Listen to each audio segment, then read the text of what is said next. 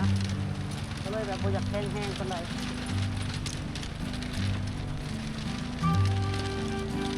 แล้วก็ยกพังเลย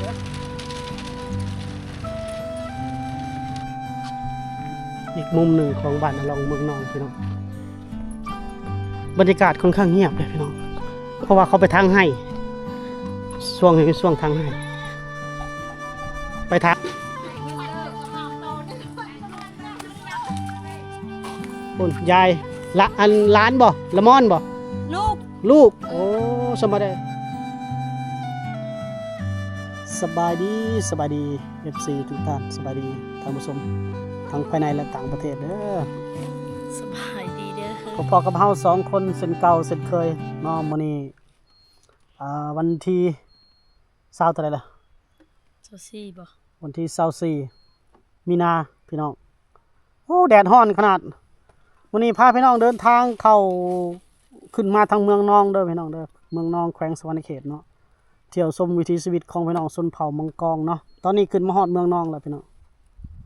โอ้แดดร้อนขนาดมื้อนี้น่าจะ30กว่าองศาพี่น้องนี่กำลังเดินทางมาฮอดแกงอะล่องแล้วพี่น้องไปสิพาพี่น้องเดินทางชมวิถีชีวิตความเป็นอยู่ของพี่น้องเผ่ามังกรเลย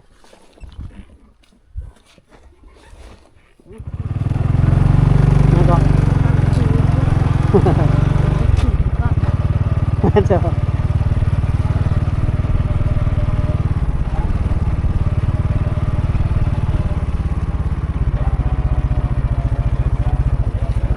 น้ำเซละนองกับกำลังแห้งเขาจะขามสะพานตัวนี้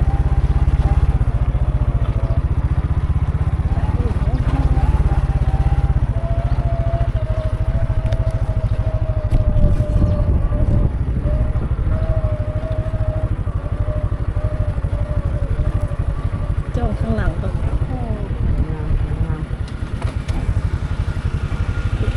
รถมาพอดีคือเกิน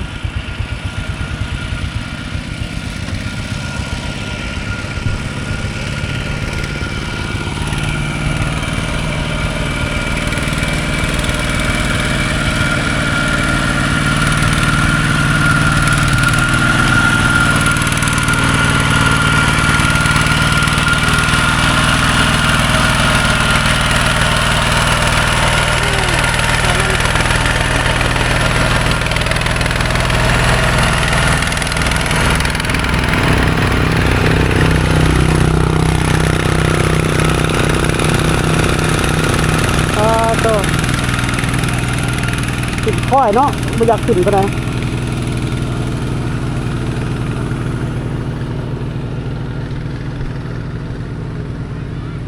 แจ้งอลองเมืองนองพี่น้องเนาะตอนนี้คนหาอยู่หากินโอ้กำลังฮ้อนๆแดดๆพี่น้องบ่าย2เนาะแจ้งอลองเมืองนองแขวงสวรรณเขตพี่น้องสะพานหรือว่าขั้วไม้ไผ่ที่ยาวที่สุดในแขวงสวรรณเขตเนาะหรือว่าจะเทียบว่าในลาวก็ได้ความยาวก็ประมาณ300เมตรพี่น้องเป็นฝีมือของชาวบ้านเพิ่นสร้างขึ้นมาเองเนาะประมาณ 3-4 บ้านมารวมตัวกันสร้างภายในวันเดียวนะพี่น้องสำเร็จเนาะแล้วก็สะพานแห่งนี้ก็จะเป็นปีสุดท้ายแล้วที่เพิ่นสร้างพี่น้องเพราะว่าปีต่อไปเพิ่นได้สะพานปูนเนาะสะพานคอนกรีตแล้วจะบ่ได้สร้างต่ออีกเนาะถือว่าเป็นปีสุดท้ายแล้วพี่น้องก็น่าเสียดายเนาะพี่น้องเนาะเป็นแลนด์มาร์คของเมืองนองเลยจุดแหล่งท่องเที่ยวของเมืองนองครับถ้าข้างหน้าบ่เห็นก็ถือว่าน่าเสียดายเนาะรถไถกำลังมาพี่น้องรถไถแก่มันกำลังมาเดี๋ยวเอารถไถข้ามยึดเขาจะข้ามไปฝั่งนั้นน้ำแจ้งอล่องกับน้ำเชลานองนี่กำลังลงค่อนข้างแห้งสะพานก็รู้สึกว่าจะเริ่มหักเริ่มนั่นแหละเริ่มพังนั่นแหละนี่คือสิมันมองดักปูดักปลาพี่น้อง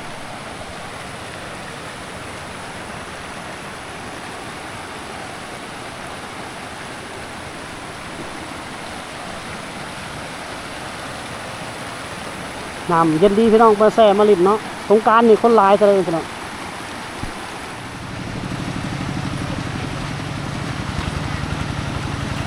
รถไถเป็นมาเลยพี่น้อง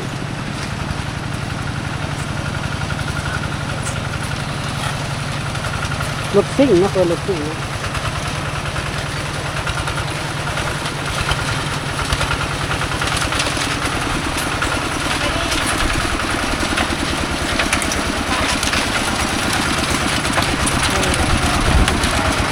ไปข้างหน้าข้างหลังกันเลยพี่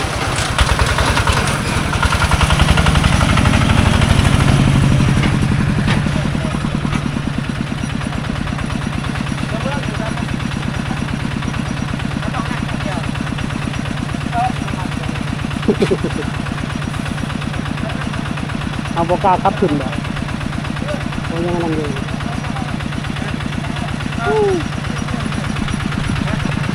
เต้นเลยมันได้บ่ต้นหนึ่งเลยได้บ่บ่ฮอดเนาะ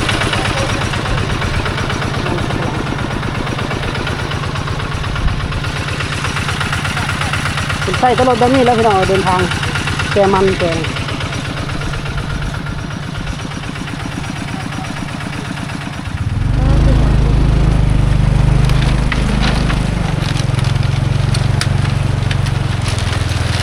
สะพานมันจะยากขนาดไหน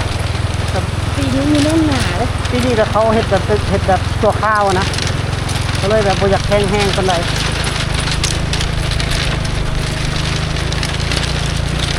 แล้วก็ยักทุยักพังเลยเด้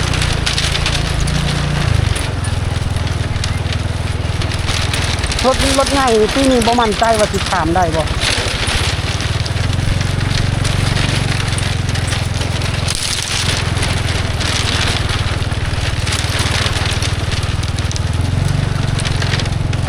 แต่ปีตะกอนนะข้ามได้เบิดเอาไปนะก็ต้องเบิ่งล่องเขาไปฮะไอ้โยเมาบ่เนี่ย โดนัทก็ที่อาบน้ำก็เที่ยวก้าวไปเนาะ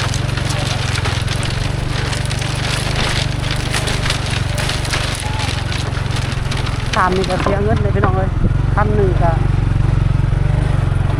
จะเฉลยอยู่ดี10,000บ่ 10,000 10,000 กีบ จึงวนถึงกันเลย นี่ก็บอก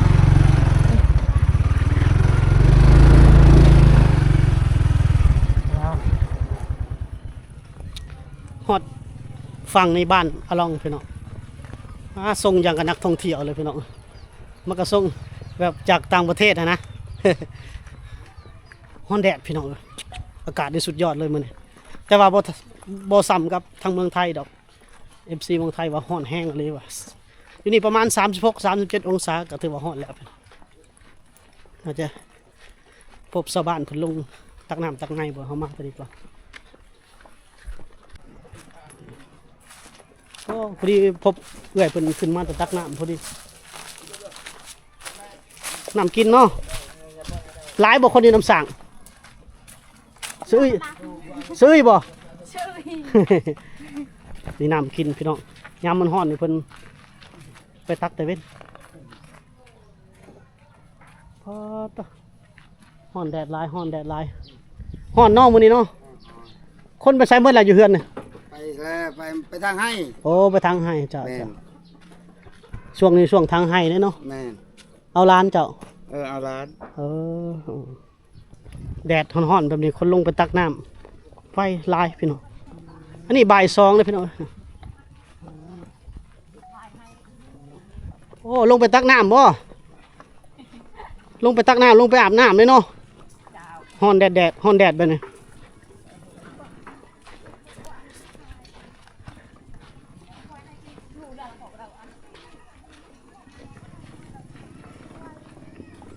น้ำสาดเลยคนคือสิหลายพี่น้อง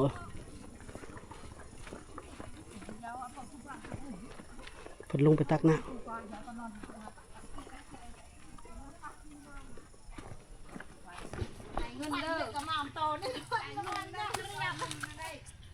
คนยายละอันล้านบ่ละม่อนบ่ ลูก ลูกโอ้สมบัติเท่าแล้วยังในลูกน้อยเนาะ อืม เ เขาได้ลูกน้อย อืมเอาน้ำเต้าหัน2 อันนึงกินเนาะโอ้น้ำกินเนาะ น้ำกิน โอ้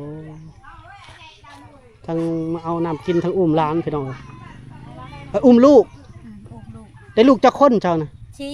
อายุพุ่นนี้น้อยกว่าหมู่เนาะได้ลูกน้อยพี่น้องอายุ ลูกน้อยนี่ จักปีแล้วเจ้าจื้อได้บ่อายุ โอ้ยไปเจอเลย เด้ออุ้มลูกพร้อมเดี๋ยวเอาขนมให้จ้ะ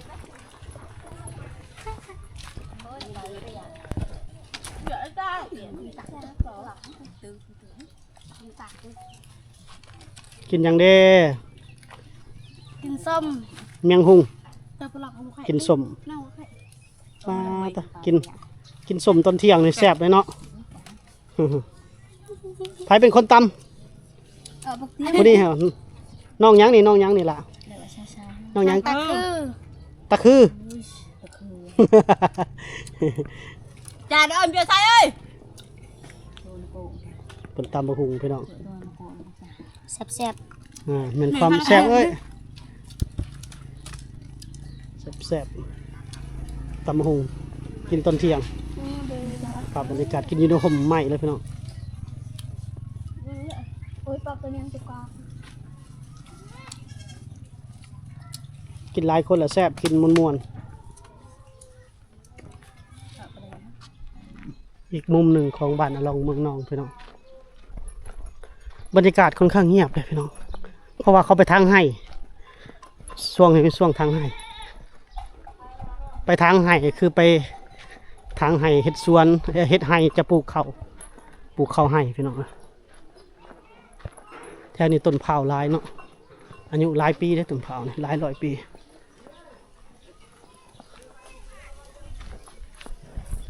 เข้ามามุมนี้จะมีความเป็นดังเดิมหลาย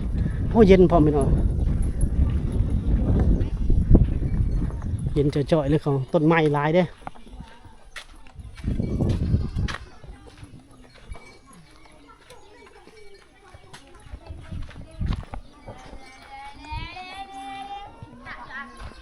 บรรยากาศ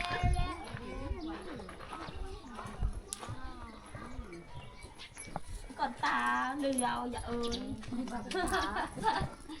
เอ้ยอย่าใจ เฮ็ดหยังน้อนี่น้อเฮ็ดหยังอะจ๊ะเรา เรานั่งโจรเราประมาณการมักพร้าวเด้อพี่น้องการจักเราสิเฮ็ดหยังเนาะเราก็บ่จักภาษาลาวสิบอกคือกันนะนี่ ใครไปจักประชาลาว อืม ใครจะจักประชาเขาเอง เว้าเว้าภาษาลาวเว้าภาษาบ่รู้เด้อเฮ็ดหยังนี่เฮ็ดหยังนี่ ไปเห็ดพ่อย โอ้เฮ็ดพลอยนี่ก็ภาษาลาวเด้อเฮ็ดพลอยกันเนาะ ตาปนแม่ อืม ชาเห็ดปนแม่ชาเห็ดปนแม่ชาเอาไป ไม่พลอยเฮ็ดพลอยปัดเฮือนกวาดเฮือนพี่น้อง แม่นผัดเฮือนนี่ก็ผัดตาราง อ๋อปัดแต่ละโอ้มันแข็งเนาะมันก็ไปเท่าเว้า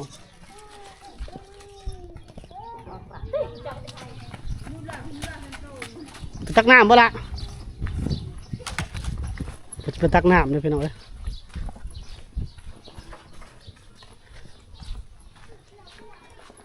ไปบ่ายไปนี่หลายคนไปตักน้ำอยู่น้ำสางมาแต่ว่าน้ำสางคนอาบน้ำอาบในพี่น้องมันก็เลยไปถ่ายยากเนาะแต่โปเปื่อยนะพี่น้องเราก็เลยบ่อยากล่วงเกินละเมิดเพิ่นเนาะ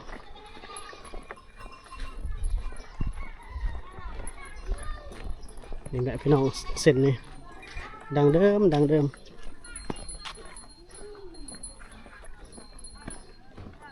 ดี๋ยวเราจะพัดเลาะมุมดีกว่า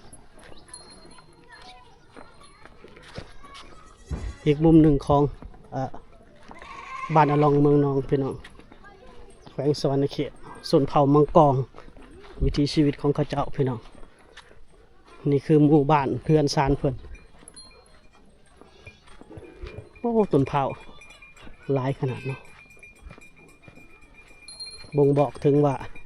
หมู่บ้านนี้ก็อายุหลายปีเนาะพี่น้องเนาะ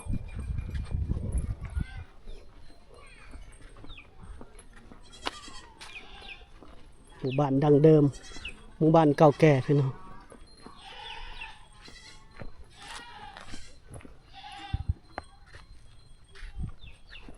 ายตัวแดดฮ้อนพี่น้องโอ้ทางกระตำหูตำสินลายได้พี่น้องเกตปลาหมึกกองเดี๋ยวเราจะไปอีกหมู่บ้านหนาพี่น้อง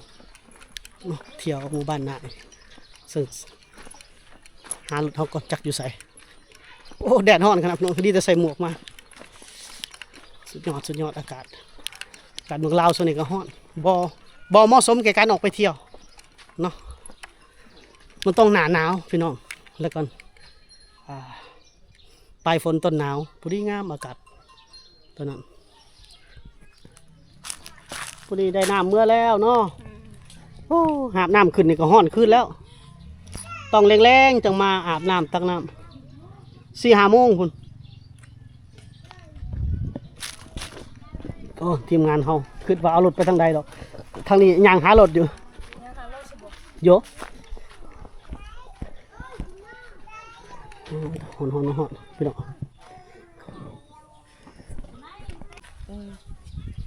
เอาละพี่น้องเขาจะได้เดินทางไปต่ออีกหมู่บ้านข้างหน้าอีกนะพี่น้องเนาะเป็นหมู่บ้านเผ่ามังกรเนาะแล้วก็ชายแดนติดกับชนเผ่าตะโอยพุ่นละพี่น้องเนาะฝากกดไลค์กดแชร์กดติดตามเฮาสิไปทางใดเที่ยวทางใดก็กดติดตามไว้กดซับกระดิ่งไว้จะได้บ่พลาดคลิปใหม่ๆของพวกเฮาเนาะพี่น้องเนาะนี่แหละการเดินทางเรื่องราวการทางของเฮาเนาะ